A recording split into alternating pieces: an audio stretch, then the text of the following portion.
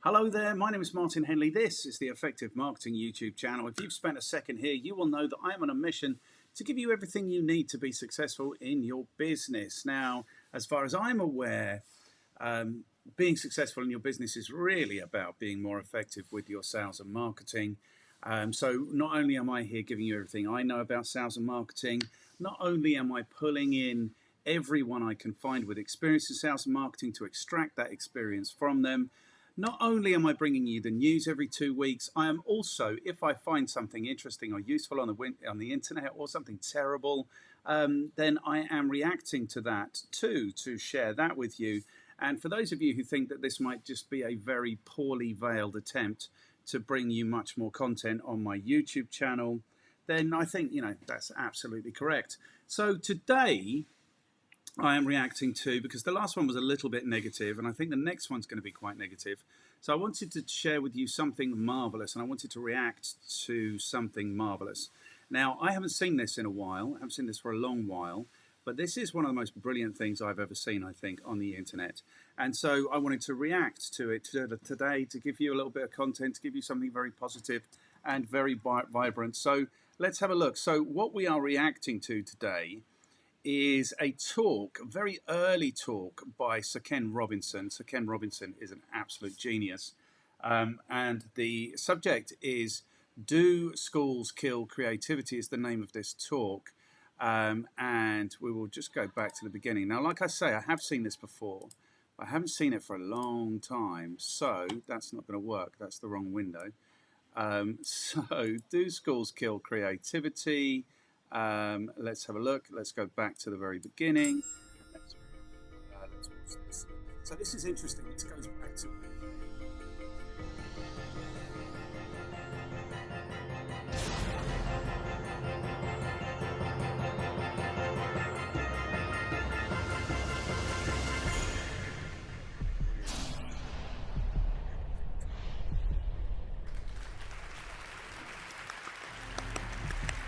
There he is, Morning. Ken Robinson.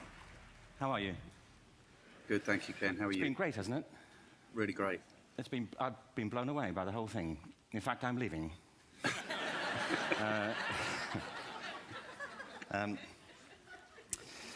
There have been three themes, haven't there, running through the conference, which are relevant to what I want to talk about. One is the extraordinary evidence of human creativity in all of the presentations that we've had and in all the people here.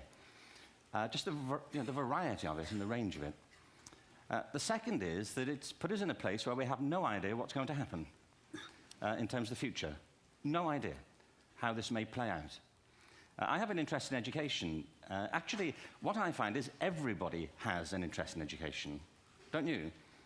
I find this very interesting. If you're at a dinner party and you say you work in education, actually, you're not often at dinner parties, frankly,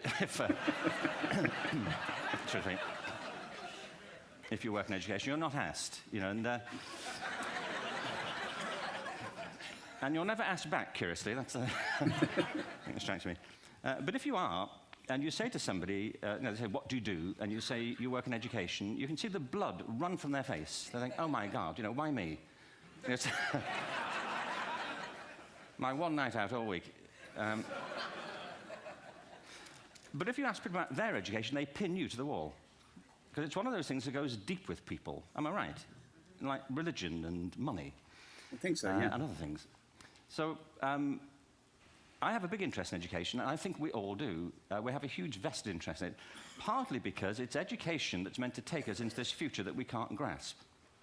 If you think of it, children starting school this year will be retiring in 2065. 2065. Nobody has a clue, despite all this must have been about 2005 for the past 4 days, this. What the world will look like in 5 years' time. And yet we're meant to be educating them for it. So the unpredictability, I think, is extraordinary. And the third... So when was this? I think that he must have been talking around the year 2000 then, must he? Oh, no. So you retire at 65, do you now, or 70? Maybe it was 2000, 2005 is when he's talking. Why is there no date? There needs to be dates on these things so you can see when it was true. Okay, maybe because I've zoomed in, I've hidden the date behind here. Anyway, all right, let's watch it. We can check the date at the end.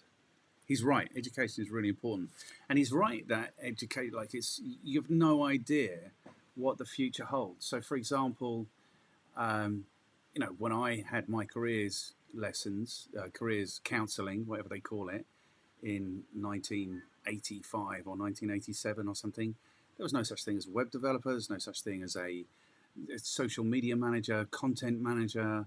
None of these things existed. The internet didn't exist. Mobile phones didn't exist. So he's right. It's completely unknown. So you're preparing people.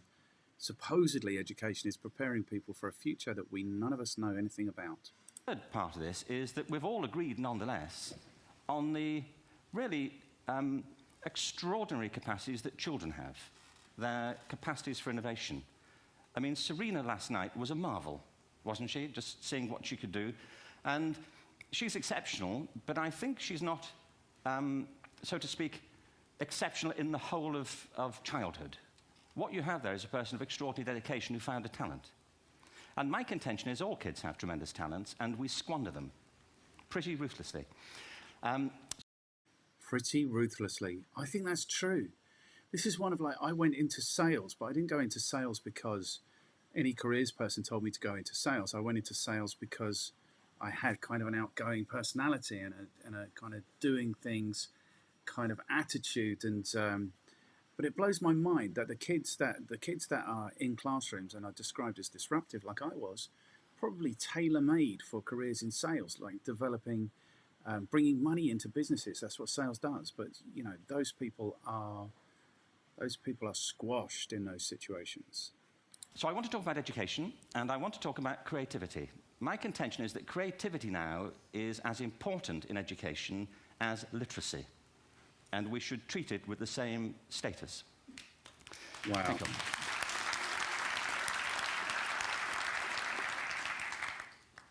That was it, by the way. Thank you very much.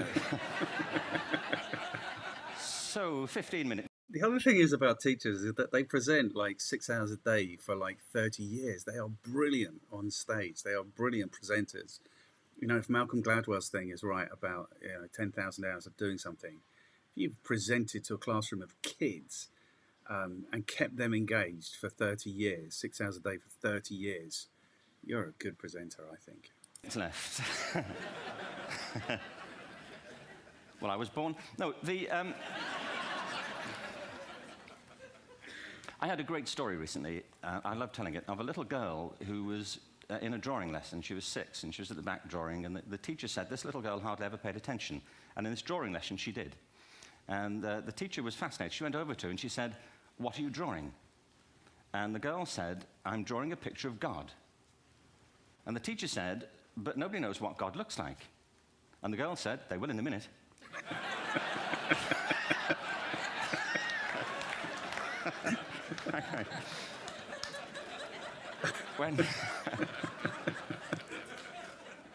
When my son was 4 in England, actually he was 4 everywhere, to be honest. I mean, if we're being strict about it, wherever he went, he was 4 that year. But he was in the Nativity play. Do you remember the story? No, it's big. It's a big story. Mel Gibson did the sequel. You may have seen it. Look at how funny this was. But James got the part of Joseph, which we were thrilled about. We consider this to be one of the lead parts. We had the place crammed full of agents and T-shirts. James Robinson is Joseph.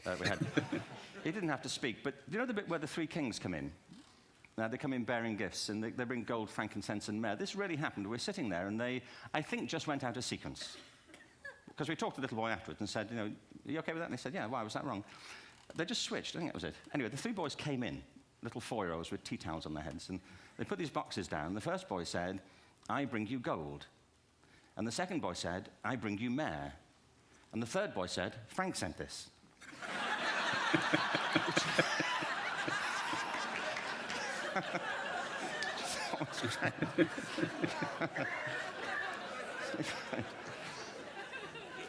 What these things have in common is that kids will take a chance. If they don't know, they'll have a go. Am I right? They're not frightened of being wrong. Now, I don't mean to say that being wrong is the same thing as being creative. What we do know is, if you're not prepared to be wrong, you'll never come up with anything original. If you're not prepared to be wrong. And by the time they get to be adults, most kids have lost that capacity. They have become frightened of being wrong. And we run our companies this, by the way. We stigmatize mistakes. And we're now running national education systems where mistakes are the worst thing you can make. And the result is that we are educating people out of their creative capacities. Picasso once said this. He said that all children are born artists. The problem is to remain an artist as we grow up. I believe this passionately, that we don't grow into creativity, we grow out of it. Or rather, we get educated out of it. So why is this? I lived in Stratford-on-Avon until about 5 years ago. In fact, we moved from Stratford to Los Angeles. So you can imagine what a seamless transition this was from LA. Actually, we lived in a place called Snitterfield, just outside Stratford, which is where Shakespeare's father was born. Are you struck by a new thought? I was. You don't think of Shakespeare having a father, do you? Do you? Because you don't think of Shakespeare being a child. Do you? Shakespeare being 7. I never thought of it. I mean, he was 7 at some point. He was in somebody's English class, wasn't he? Do you understand?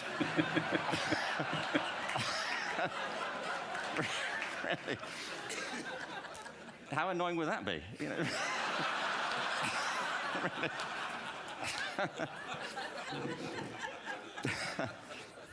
Must try harder. Being sent to bed by his dad, to Shakespeare, go to bed now, to William Shakespeare, and put the pencil down, and stop speaking like that. It's confusing everybody.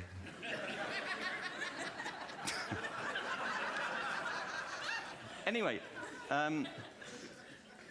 we moved from Stratford to Los Angeles, and I just want to say a word about the transition. Actually, my son didn't want to come. I've got 2 kids. He's 21 now, and my daughter's 16. He didn't want to come to Los Angeles. He loved it, but he had a girlfriend in England.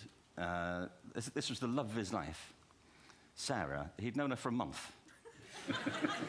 Mind you, they'd had their 4th anniversary, because it's a long time when you're 16.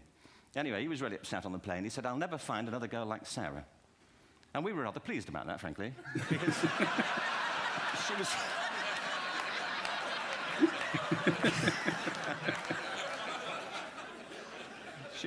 she was the main reason we were leaving the country.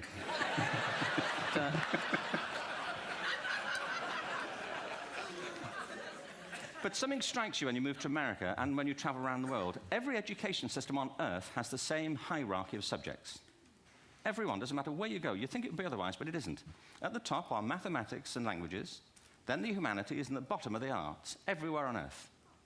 And in pretty much every system, too, there's a hierarchy within the arts. Art and music are normally given a higher status in schools than drama and dance. There isn't an education system on the planet that teaches dance every day to children the way we teach them mathematics. Why? Why not? I think this is rather important. I think maths is very important, but so is dance. Children dance all the time if they're allowed to. We all do. We all have bodies, don't we? Did I miss a meeting? I mean, I think... Truthfully, what happens is, as children grow up, we start to educate them progressively from the waist up. And then we focus on their heads, and slightly to one side.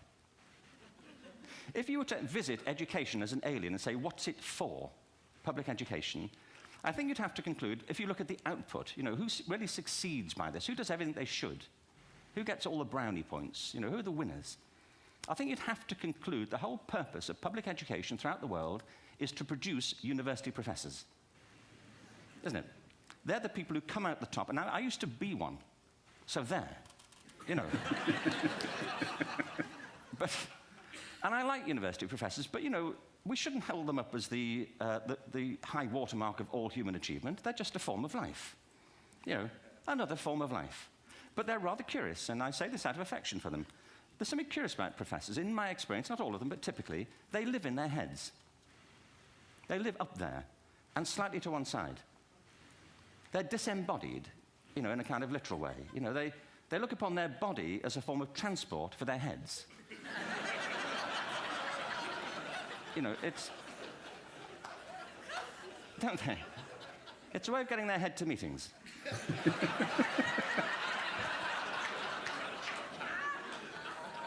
if you want real evidence of out-of-body experiences, by the way, get yourself along to a residential conference for senior academics and pop into the discotheque on the final night.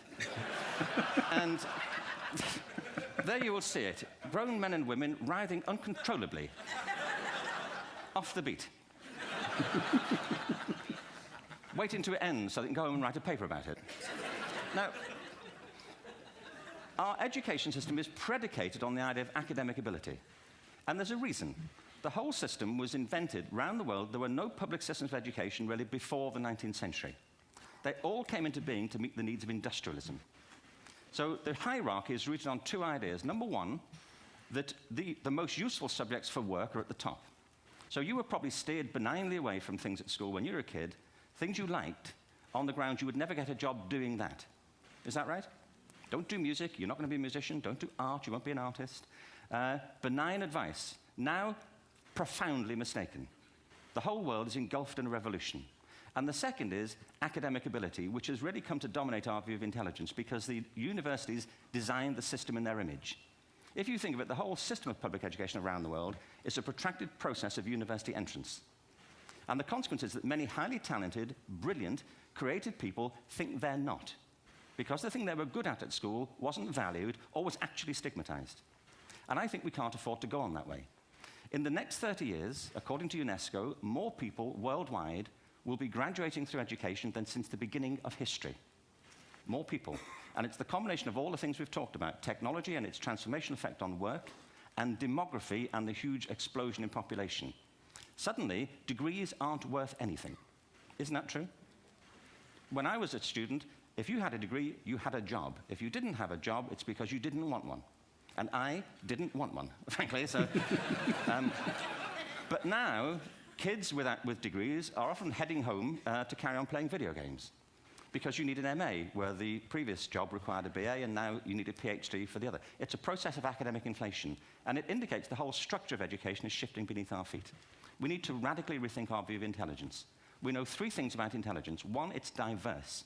We think about the world in all the ways that we experience it. We think visually, we think in sound, we think kinesthetically, we think in abstract terms, we think in movement.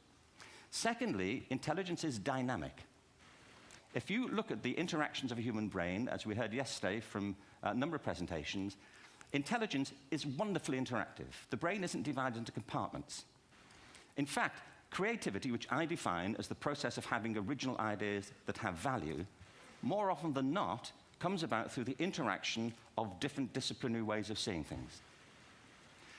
The brain is intentionally, by the way, there's a shaft of nerves that joins the two halves of the brain called the corpus callosum. It's thicker in women. Following on from Helen yesterday, I think this is probably why women are better at multitasking. Because you are, aren't you? There's a raft of research, but I know it from my personal life. If my wife is cooking a meal at home, which is not often, thankfully, but you know, if she's doing, she's good at some things. But if she's cooking, you know, she's dealing with people on the phone, she's talking to the kids, she's painting the ceiling, you know, she's doing open heart surgery over here. If I'm cooking, the door is shut, the kids are out, the phone's on the hook. If she comes in, I get annoyed. I say, Terry, please, I'm trying to fry an egg in here. You know,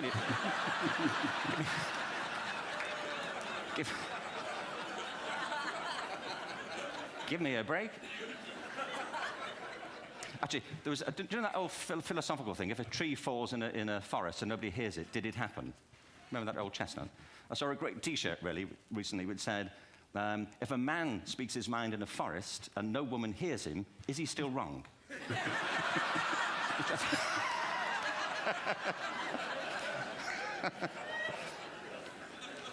And the third thing about intelligence is it's distinct.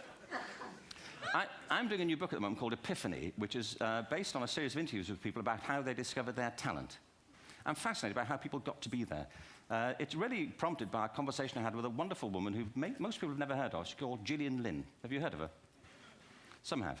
She's a choreographer, and everybody knows her work. She did Cats and Phantom of the Opera. She's wonderful. I used to be on the board of the Royal Ballet in England, as you can see. And anyway, Gillian and I had lunch one day. I said, how'd you get to be a dancer? And she said it was interesting. When she was at school, she was really hopeless. And the school in the 30s wrote to her parents and said, we think Gillian has a learning disorder. She couldn't concentrate. She was fidgeting. I think now they'd say she had ADHD. Wouldn't you? But this was the 1930s, and ADHD hadn't been invented, at this point, so it wasn't an available condition. People weren't aware they could have that. Anyway, she went to see this specialist. So this oak-panelled room, and she was there with her mother, and she was led and sat on this chair at the end, and she sat on her hands for 20 minutes while this man talked to her mother about all the problems Gillian was having at school. And at the end of it, because she was disturbing people, her homework was always late and so on, little kid of 8, in the end, the doctor went and sat next to Gillian and said, "Gillian, I've listened to all these things that your mother's told me. I need to speak to her privately." So he said, "Wait here, we'll be back. We won't be very long." And they went and left her. But as they went out the room, he turned on the radio that was sitting on his desk. And when they got out the room, he said to her mother, "Just stand and watch her." And the minute they left the room, she said she was on her feet, moving to the music. And they watched for a few minutes, and he turned to her mother, and he said, "Mrs. Lynn, Gillian isn't sick. She's a dancer. Take her to a dance school." I said, "What happened?" He said, "She did. I can't tell you how wonderful it was. We walked in this room, and it was full of people like me. People who couldn't sit still. People who had to move to think. They did ballet, they did tap, they did jazz, they did modern, they did contemporary. She was eventually auditioned for the Royal Ballet School. She became a soloist. She had a wonderful career at the Royal Ballet. She eventually graduated from the Royal Ballet School, found her own company, the Gillian Dance Company, met Andrew Lloyd Webber. She's been responsible for some of the most successful musical theatre productions in history. She's given pleasure to millions, and she's a multi-millionaire. Somebody else might have put her on medication and told her to calm down. Now, I think...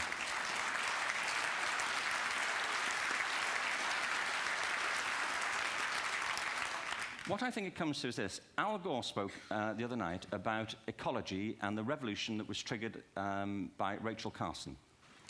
I believe our only hope for the future is to adopt a new conception of human ecology, one in which we start to reconstitute our conception of the richness of human capacity. Our education system has mined our minds in the way that we've strip-mined the earth for a particular commodity, and for the future, it won't serve us. We have to rethink the fundamental principles on which we're educating our children. There was a wonderful quote by Jonas Salk, who said, if all the insects were to disappear from the earth, within 50 years, all life on earth would end. If all human beings disappeared from the earth, within 50 years, all forms of life would flourish. And he's right. What TED celebrates is the gift of the human imagination. We have to be careful now that we use this gift wisely and that we avert some of the scenarios that we've talked about. And the only way we'll do it is by seeing our creative capacities for the richness they are and seeing our children for the hope that they are. And our task is to educate their whole being so they can face this future. By the way, we may not see this future, but they will. And our job is to help them make something of it. Thank you very much. Bravo. Oh my God. Just brilliant. Just absolutely. Is that this is a great presentation. It doesn't seem to be scripted. It's probably not scripted. He's probably presented, I don't know, every day of his life. He's been a university professor. He's been in education. This might be the best presentation I've ever seen. It's funny. This is what I think. I think if people are laughing, they're learning. Because what happens when people laugh is their guard goes down. And people are very often resistant to training. They're resistant to learning. They feel like they should know something already, or they should be doing something already, or they shouldn't need to be told what to do or how to do something. But as soon as you get them laughing, then all the barriers come down, and then you're in, and then you're talking to them without those barriers. So that's amazing. This is an amazing presentation. The theme is also amazing, and I think it's really relevant. So I don't know when this was. If I zoom out, is the date hidden behind? It's probably not even going to say when it was. Show more. So Ken Robinson, entertaining, creativity. It was early. But TED didn't really start happening. Maybe it was 2005. I don't know. feel like it must be behind these numbers, but I can zoom in, but can't zoom out. I don't know why those are exposed so big.